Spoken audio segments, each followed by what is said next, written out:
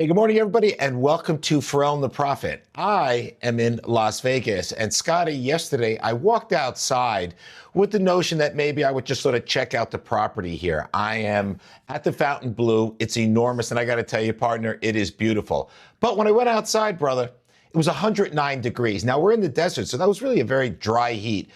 Fuck that. It is so hot. You cannot fucking imagine. And it's going to stay this way, Scott, they said, for like another 45 days straight. Right. I do not know how people fucking live here. That's how it goes there. Now, listen, I'll tell you a funny story. So the Fountain Blue, the original Fountain Blue, is of course in Miami on South Beach on Collins Ave, and it's been the site of many a Super Bowl party. And the Clevelanders down there, and it's just a fantastic place. I have gone to the NFL commissioners party there in the past, and I'll never forget eating prawns the size of your shoe out in the back there with all the. It's got the greatest outdoor pool there and the greatest scene right on the beach. Just an epic place. And I can't even fathom how far and into the future they are now with a Fountain Blue in Las Vegas. I remember when they were building it, and everyone was talking about it, that it was going to be the Shangri-La of Sin City, and it is. You told me the rooms are the size of football fields. Your view of the pool is basically porno. It's unreal, Scott. It's unfucking believable. And the pool area, bro, so what they did is they did a pop-up, Scott. You know, like all these stores now, they do a pop-up. Yeah, it was in your New York boner City. at the pool with all the hot chicks out there. A pop-up. Dude, so anyway, you walk through these like arbors, and you go to this, they made it like the south of France, Scott. And the beautiful thing is, you go through, you get to this pop-up area called the Sun Club, and it is nothing but tits. There are tits. There's tits everywhere. And the waitresses, Scott, who bring you drinks, they wear a band around their waist, and there seems to be a string in their asshole, and that's it. That's all they got. Yeah. Back in the day, that was a tampon in my mom's box, and now it's a bathing suit in Las Vegas. You know what I mean? Oh God! So Arch Manning's dad and his grandpa, like there's stories coming out that he's not gonna be in the draft in Pittsburgh in 26. The draft is in the Steel City in my hometown. I have season tickets, so I have access to the draft. I'll be going to that draft. I've been to a ton of drafts, most of them at Radio City. I've been to the draft in Las Vegas, etc. But the one in Pittsburgh, everybody thought it was going to be his draft and that he would be the number one player drafted. What do you think of him? He's going to stay at Texas for 2 years and play for Sarkisian, and they're already ranked number one, and he's not going pro, so everyone can have a sandwich. All right, so I got you. I got the report, but I'm going to just throw this out there. Scotty, I call bullshit. At the end of this season, I think he's going to light it up. And at the end of this season, he will have played basically one full season. So he didn't get the shit kicked out of him in college. Like a lot of these guys now, Scott, with the pandemic, they played like 5 seasons in college. They have taken a massive amount of hits. I call bullshit on the entire Manning regime there. I believe he'll come out, but we will see. Was that semen? Are you okay? Or did you swallow? No, it was just... after I swam 7,500 yards and 50 laps and played basketball for 3 miles while you were looking at fucking hookers at the pool, a little hot coffee went down the wrong canal, that French canal that you're living on at the Fountain Bleu. Et le bleu, So tonight, by the way, you got the G-Men and the Bills, Cowboys and the Rams, Titans and the Bucks, Chiefs and the Cardinals, Texans and Vikings. So we'll see. I think J.J. McCarthy finally. Steelers, no Aaron Rodgers. It'll be Rudolph the Red-Nosed Reindeer playing because the kid Howard busted his hand. He's not going to play. They're playing the Jags in Duval County. Jets and Pack and Broncos, Niners. It really is a great day of football. Now, when you look at the Jags game, the big story is obviously Mr. Hunter. Yeah, Hunter, the two-way player. Now, a lot of people, wonder what he's going to do more of, and Trevor Lawrence wants him to do more of catching touchdown passes as opposed to breaking up a couple passes. He's like, you need to be on offense, son. And so right now they have him, I think, listed as a first string receiver and a second string corner. Interesting. So yeah. he's not going to play as much at corner. On day. And I think that at some level, this is a fad. I think that, he'll try to play a lot both ways, and eventually he'll see that it's the NFL. The difference is that he can play in the in college in Boulder against these teams in the Big 12 or whatever, and he's better than everyone. He's a better athlete than everyone, and they're all D1 players, but they're still not at his level. Now he's at a level, Mick, where everyone's at his level, and they're like, "Fuck you, you're not better than me. Fuck you, you're not faster than me. Fuck you, you're not taller than me. Fuck you, I can catch and burn you, or I can knock your head off when you're going for a pass." So at this level, you find out that when people are playing for paychecks, they'll fucking kill their firstborn if it's going to affect their paycheck numbers. Agreed. Scotty, I can't agree with you more. And I just think Lawrence is right about this. Dude, you win games right now by scoring touchdowns. Like, receivers are so deeply valued. And I know how important cornerbacks are, but I'll tell you this. I'm with you, because if he's a corner, I'm throwing some big sweeps out there and just having my center unload on his ass and call it a day. So I agree with you completely, Scott. I say he becomes a receiver and he plays corner. Maybe if they're going trying to save a game-saving touchdown, Scott. But that's it. What do you think of the chick that is going to be umping behind home plate tomorrow in the Marlins Braves series? I think in Atlanta. Her name's Jen Powell. Powell, whatever her name is. I've never heard of her, but good for her. She made it to the show, and the first female ump. I saw a kid last night in the Cubs-Cardinal game. Some little kid, he may have been all of 12, and his life dream was to become an umpire. He also, as he was being interviewed by the TV broadcast, they asked him who his favorite 3 umpires were, and the kid rattled off 3 names of umps I've never heard of. You're not supposed to know who the ump is, but this kid knew their names off the top of his head as his heroes. And he wants to go to not only umpire school, but he wants a full ride. He said he wanted a scholarship because, there are no kids really that come out and say, I want to be an umpire. But this kid is bound and determined to be an umpire. He was the coolest kid, and he was very respectful of the guy interviewing him. He kept calling him sir and thank you and everything else, and he was great. Then they let him call actually the game on balls and strikes on the monitor, and he so they turned down the play-by-play guy, and they let this kid call balls and strikes. And it was great because he got a full count, and then the guy hit into the second baseman. And he touched second for the out, force out. But he called it, it was great because it was ball 1 in, up, strike, ball 2, strike 2, ball 3. And then it was, full count.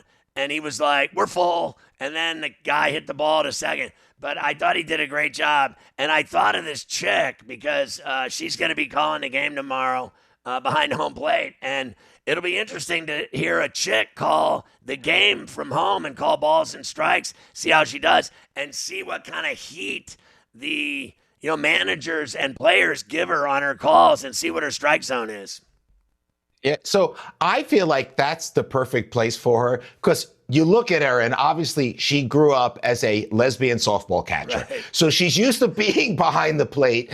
She is a dead ringer. And so all she has to do now is just move one step back to the umpire spot. So she was born to it, brother. Have you ever seen anything like the size of the asses of those chicks that play softball? I mean, they are like BPI garbage trucks.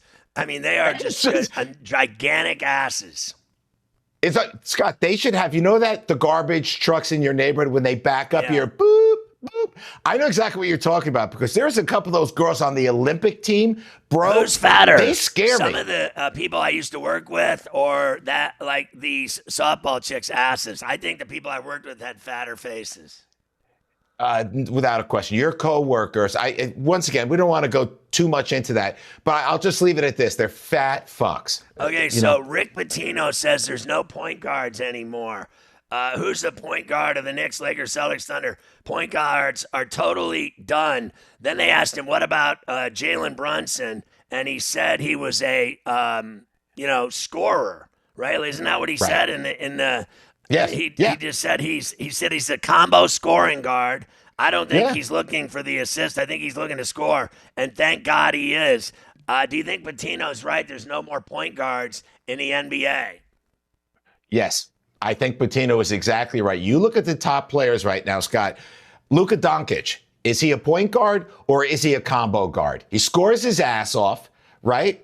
Look at our MVP. Right? OKC, Scott, for God's sakes, he led the league in scoring, bro.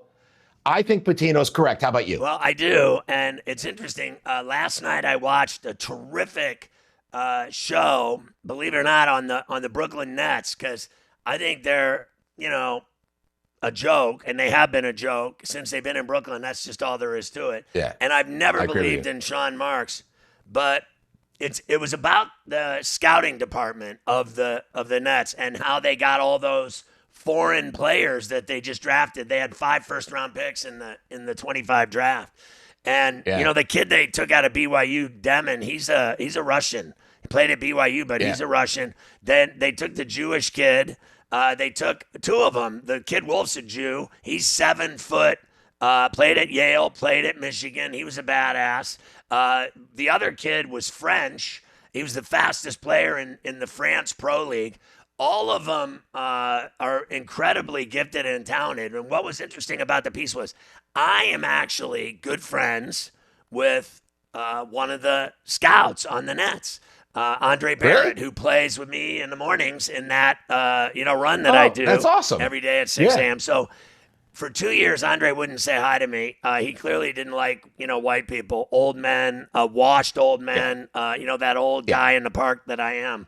But for 2 years, he wouldn't even say hi to me. Wouldn't pass me the ball if I was wide open under the basket cooking hot dogs or marshmallows or s'mores, whatever, pouring beer. He wouldn't pass me the ball ever. 3 years into it, now he likes me and we're friends and he says hi to me. He tells me to have a nice day, have a good weekend, good job today, Ferrall. So now I finally broke him. But he's a scout and he played 7 years in the NBA. He's a scout with the Nets. And this feature was, about their scouting department and how they drafted all these foreign players. And they showed the entire staff, the international scouts, the U.S. scouts. You got to remember, Andre ran the G League at Ignite. And then he went from that to this job. So he ran the Ignite for, I think, 3 or 4 years. Now he's running, he's part of the scouting department. And it was just fantastic to see him in meetings, all of these meetings, to see him at games, to see him in the stands, to see him with the assistant GM, BJ Johnson, to see him with the international scouts. These guys are from all over the Eastern Bloc, Europe, Barcelona, France, Germany. They have guys everywhere doing this job. And then they have a bunch of American dudes doing it as well. A complete mix of white and black, foreign, European.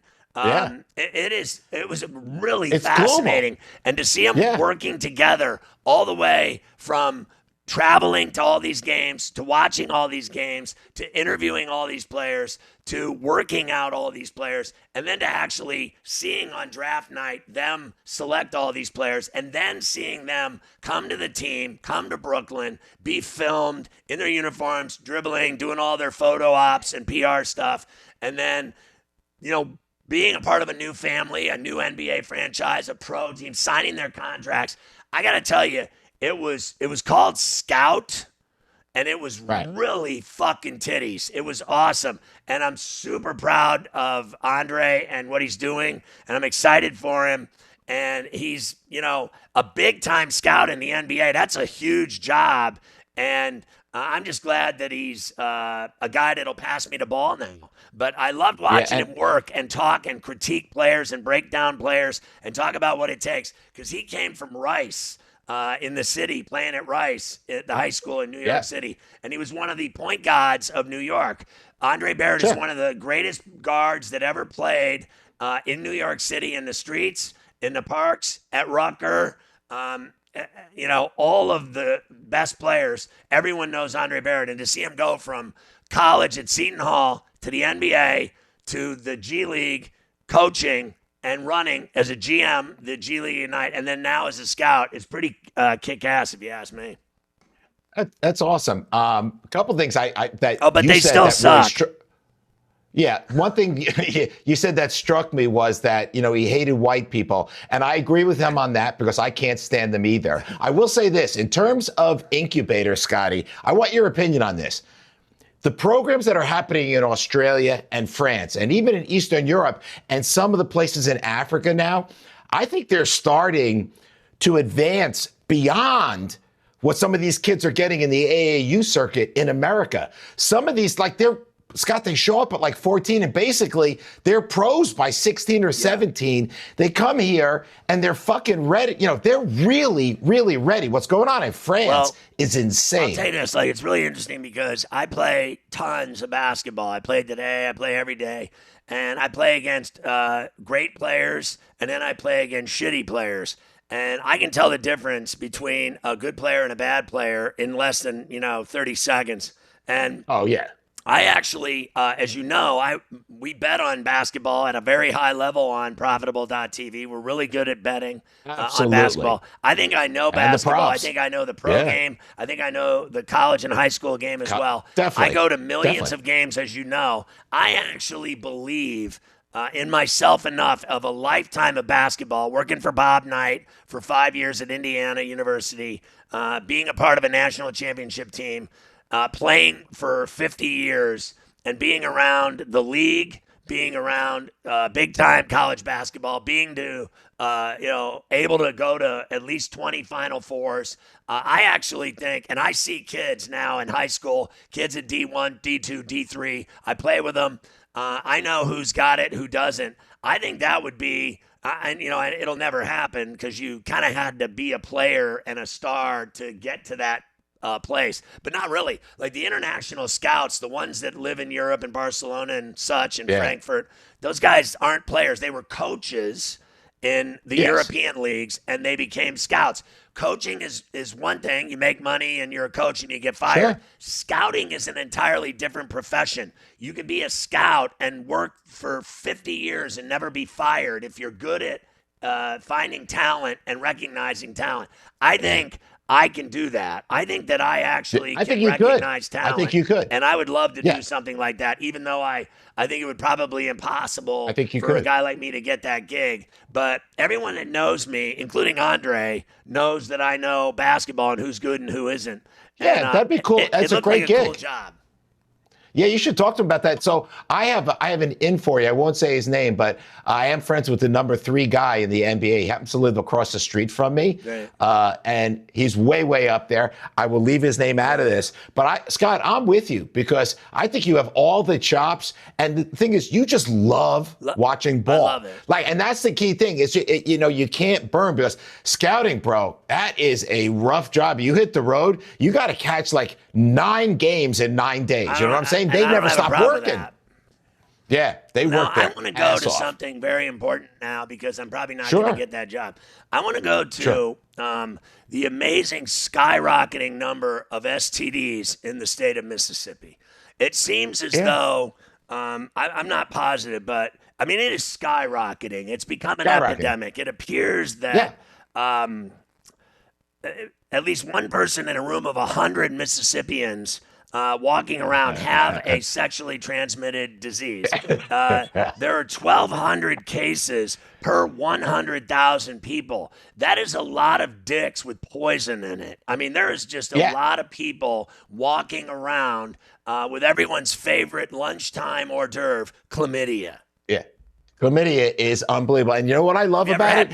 Mississippi. Nick, just admit it. I mean, Mississippi is to me, I had one. It's like Lagos. It's Lagos, Nigeria. Basically, in Nigeria, everybody has an STD. Everybody. And I think Mississippi is following in their footsteps, Scott. I love that story. That makes me happy. Syphilis, congenital syphilis, the rate of it Nice. is spiraling out of control, and now it has become an epidemic. Yeah. The state ranked third for primary and secondary syphilis, fifth for gonorrhea, Ferrall, we like to call it. One of my and favorites. Second for Love chlamydia. that. Those are fantastic, rankings on a national scale. I mean, and think of this. Down in Oxford for an Ole Miss football game Saturday, there are so many hot whores there at that grove where they tailgate and they have tents and they have keggers and they have food and brisket and everyone is like behind a bush fucking. I think this is the the hub, the central hub for all of the above, the chlamydias, the gonorrheas, and the STDs, and getting, chicks to fill their box with all kinds of horrific disease. Yeah, and then you can go while you don't even know you have the disease as it's festering in your hole. Incubating. You can go watch a good game with Lane Kiffin's offense. Scott, I love this story, and I am so excited that you brought it up, and here's why, bro. Mississippi is last in America in poverty, in opportunity, in cost of living. It's last in everything. But the fact that it can lead the way in something, it warms my fucking heart. Is. So I love the story. I am proud. I love the story. And that brings me up to this guy, because you were talking to me about vaginas also earlier this morning, and what a good vagina should smell like. Can you fill me in a little bit on that? Well, it really is an unbelievable development on the show that I was able to stumble across something that's so important, I think, for everyone, which is, vag health. And really, it's tough to pinpoint what a healthy vag smells like. Now, people might find this offensive, but we're trying to keep people up to date on staying healthy, clean, and STD-free, and not getting gonorrhea, chlamydia, syphilis, everything else. We can. Now, you have an earthy vagina. You have a ripe vagina. You have a pungent vagina, or a sour. Sour.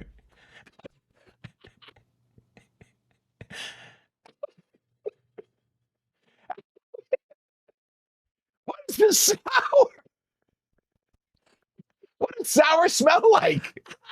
Now, it's not to smell. Really, it's not that they're trying to smell like a rose garden here. There is a familiar scent which many do enjoy, and it really depends on what time of the month that you get the right smell. There is first of all, the normal vaginal odor. What is normal? Awkward feeling and a new and strange smell comes your way. The vagina is sensitive to different changes in the environment. There's a balance, the smell, and then there's a discharge. And whether or not there's a consistency. What causes changes in vaginal odor? Here we go. Antibiotic use, douching, interesting, having lots of sex, new sexual partners. That's like being a whore. Using spermicide. I thought I'd use that in my yard. Washing with certain soaps, bubble baths, or feminine sprays, or wearing synthetic underwear. What the fuck is synthetic underwear? It's brutal. Here's a good one. Itching around the sides of the vagina. Your perineum. Pain, itching, or burning inside the vagina, or discharge, white or gray in color. Then you have gray. I like gray. Then you also have trick. There's a really long word, trichomono, blah, blah, blah, blah, blah, and it's common. It's sexually transmitted infection, an STI, which causes odor. 30% of people with this develop symptoms: clear, white, yellow, green vaginal discharge with a fishy smell. Like a piece of salmon. You smell like a stinky fish, you whore. Oh, salmonella. Other symptom, That's where it comes from. Other symptoms include discomfort while having sex and discomfort while peeing. You also have This is awful. atrophic vaginitis. I don't even want to get into that. Then there's the diet. Your smell can come from things like sugar, sweets, desserts, fried potatoes, red meat, refined grains, other foods that may affect your smell, alcohol, coffee, fish, garlic, spicy foods. Then there's hygiene. You need a self-cleaning organ. The vagina is self-cleaning, but your hygiene habits can affect how your groin areas.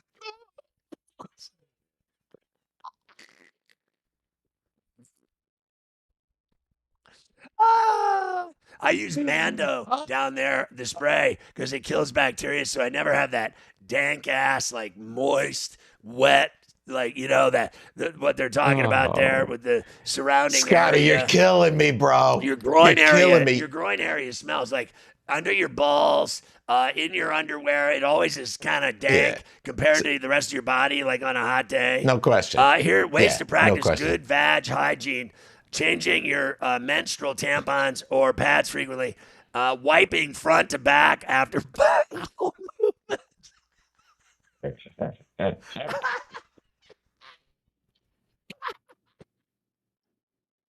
regularly gently cleaning the area with warm water.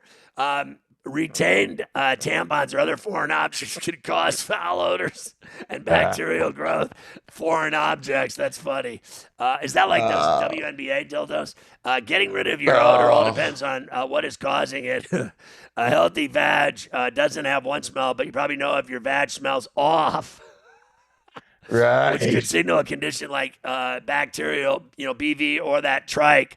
Some research suggests that diets high in foods like sugar may affect how your vag smells. Unbelievable. We always try to get into health and science on Ferrall and the Prophet. And we really... Scotty, that is a great publisher. Hey, Scott, I want to share one thing with you, because while you were saying that, I just Googled, and because I was curious about what a sour vagina smells like, and they said that Brittany Griner, when she was in prison for 9 months, when she got out, she had a sour gash. So you're right. So she gets the dank box of the show, Brittany Griner today, because we've always felt that she had a penis. Real quick stories. The Jet starters are going to play tonight. Cam Hayward wants a new deal. He's already like 60, and now he wants more fucking money. Good luck with that. Yeah. Joey Silk looked great in his first start. They look good. He and Chase lit it up. Paul Skeens, 23 starts last year, a 1.96 ERA. 24 starts this year, a 1.94 ERA. I love this story. He is a Malik rock Beasley, star. Evicted from his condo in Detroit, failing to pay multiple $21,000 a month rents.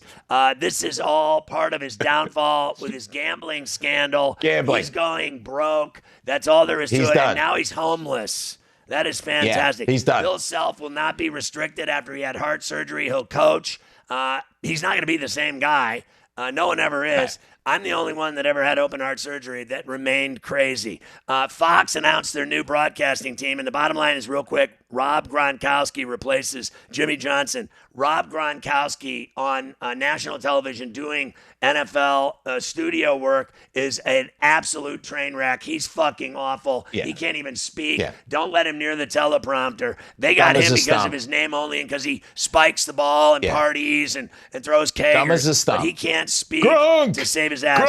Joe Mazzulla got a new contract in Boston. Ashton Genty had a great start to his pro career. Everyone says he's going to win Rookie of the Year. Here's his first game, 3 carries, -1 yards, no touchdowns. Great job.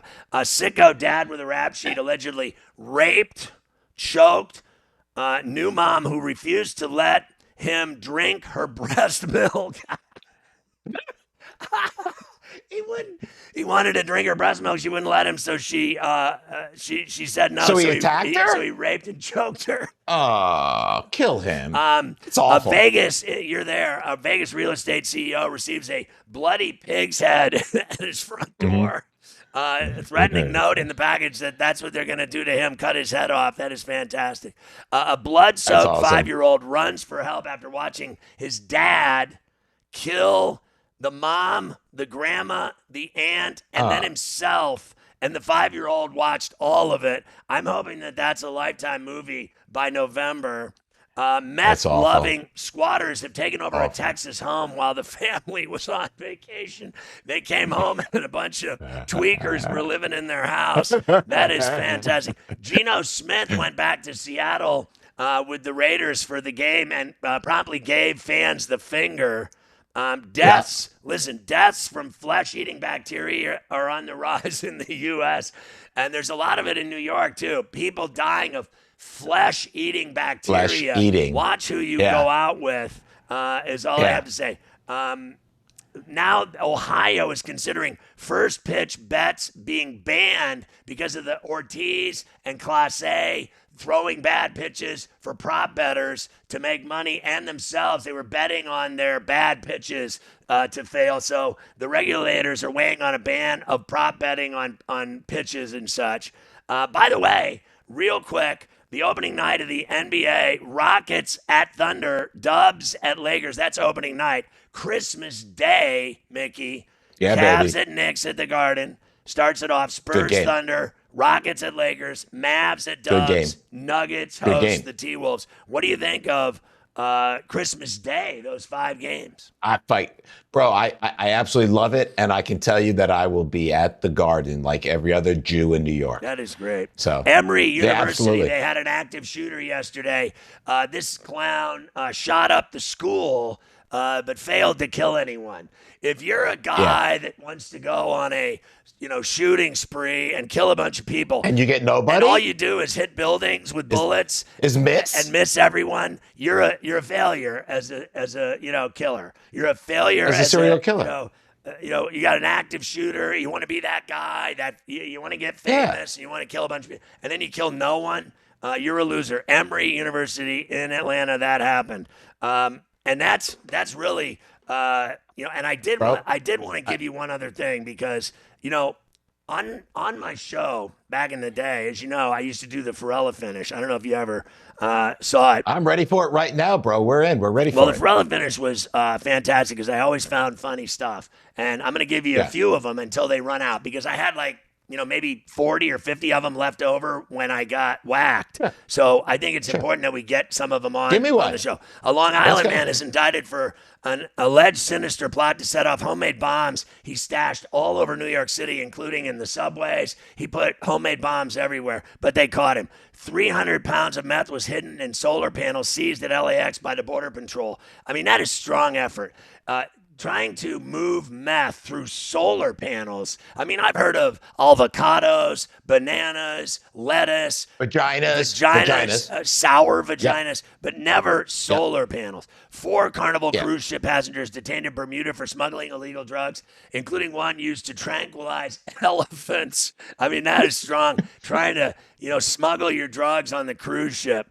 A shrink known as Bigfoot pleads guilty after her arrest for molesting multiple teenagers. A sicko who beheaded his father posted a YouTube video of his severed head, and he was actually found guilty of murder. At least he got the video out of his dad's head cut off.